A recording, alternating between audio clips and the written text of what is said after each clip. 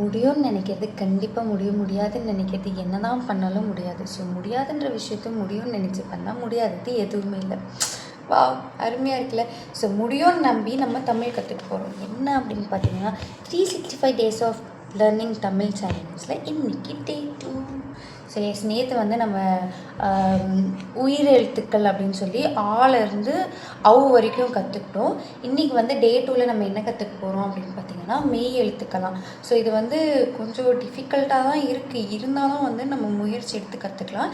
And அது மட்டும் இல்லாமல் நிறைய பேர் வந்து கமெண்ட்டில் மோட்டிவேஷனாக லைன்ஸ் எல்லாம் போட்டிருந்தீங்க. அதுக்கப்புறம் என் பெஸ்ட் ஃப்ரெண்ட்ஸ் வந்து எனக்கு லைட்ஸ் தள்ளிட்டான், பார்க்கலாம் நீ கன்சிஸ்டண்ட்டாக வீடியோ போடுறேன் அப்படின்னு சொல்லி. எஸ் சாரி, நீ உனக்காக நான் கன்சிஸ்டண்ட்டாக வீடியோ போடுறேன்.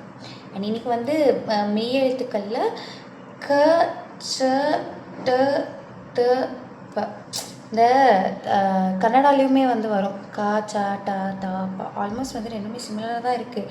என்ன வார்த்தைகள் தான் கொஞ்சம் எழுதுறதுக்கு கஷ்டமாக இருக்குது.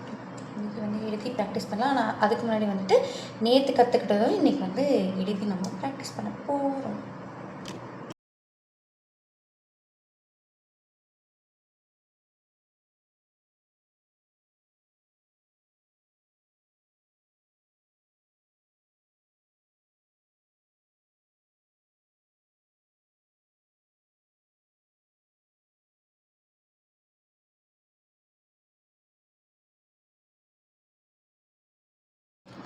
ஸோ எஸ், சக்ஸஸ்ஃபுல்லாக நம்ம வந்து மெய் எழுத்தை வந்துட்டு ப்ராக்டிஸ் பண்ணிடுச்சு.